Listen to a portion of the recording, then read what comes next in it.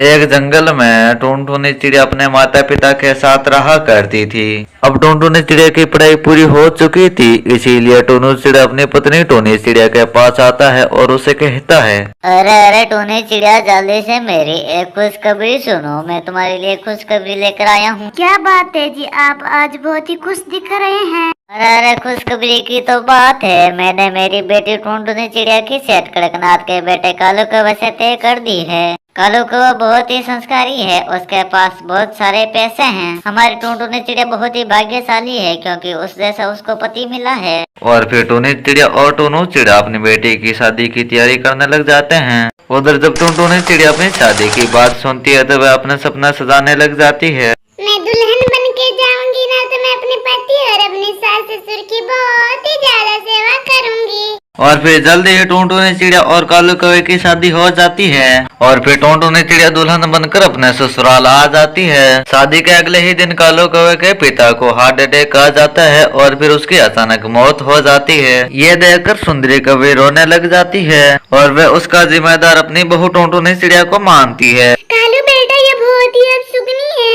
अरे इसके आने के बाद जो तेरे पापा की मौत हो चुकी है, अब तुम जल्दी से जाओ और इसको अपने मायके छोड़ के आ जाओ। अब मैं इसको एक मिनट भी अपने घर नहीं रखना चाहती हूँ। माँ जी, ओ माँ जी, आप ये क्या कह रही हैं? पर माँ जी, ये तो मेरा ही घर है, मुझे इस घर से मत निकालिए। मुझे क्या पता कि तू कहाँ जाएगी। अब मैं तुझको एक मिनट भी मेरे घर नहीं रखना चाहती हूँ। आते मेरे पति को खा गए। अब सुगनी निकल जा, निकल मेरे घर से। माँ, अब ये कहाँ जाएगी? इसका यही घर है, इसको मत निकालो। ओफो, तुझे बहुत बुरा लग रहा है। मैं इसको कुछ कह रही हूँ तो जा, तू भी चला जा इसके साथ। मुझे किसी की जरूरत नहीं है। तेरे पापा वैसे भी मुझे छोड़ चले गए हैं तो मैं पूरी दुनिया अकेले गुजार लूंगी। जाओ, चले जाओ तुम दोनों ही। इस उपसुगनी को जाओ मेरे आंखों से दूर कर दो। तू खड़ा खड़ा मेरा मुंह क्या देगा? जल्दी से दूर कर इसको।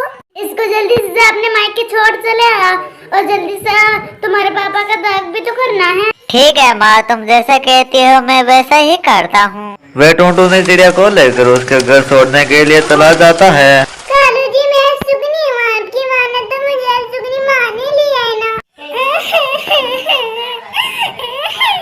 तब कालू कौवा उसको समझाते हुए कहता है, अरे अरे टुनटुनी चिड़िया, तुम चिंता मत करो। मैं माँ को समझाकर तुम्हारे लेने के लिए जरूर आऊंगा। मेरी नजर में तुम अब सुगनी नहीं हो। मैं जल्दी आऊंगा, अब चलता हूँ। और फिर कालू कौवा वहाँ से चला जाता है और इस तरह से काफी समय बीत जाता है। एक दिन सुंदरी कवि की तबीयत बहुत ही ज्यादा खराब हो जाती है। उसकी देख रेख करने के लिए कोई नहीं था। और फिर कालू कौवा टुनटुनी चिड़िया को लेकर आता है।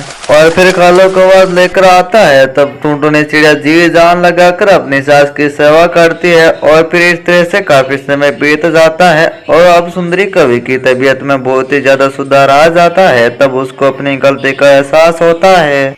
टुनटुनी बेटा, मुझे माफ कर दे। मैंने तुझको अब सुगनी कहा। अब तेरे चलते ना मेरी तबीयत ठीक हुई है। ये ले बेटा, घर की चाबी। आज से सारा घर तेरा है, तू ही संभालेगी इसको। नहीं माँ जी, ये चाबी अभी रखिए। मैं भैया इस चाबी से क्या करूँगी? अभी चाबी की आपको जरूरत है ना, तो आप ही चाबी रखिए।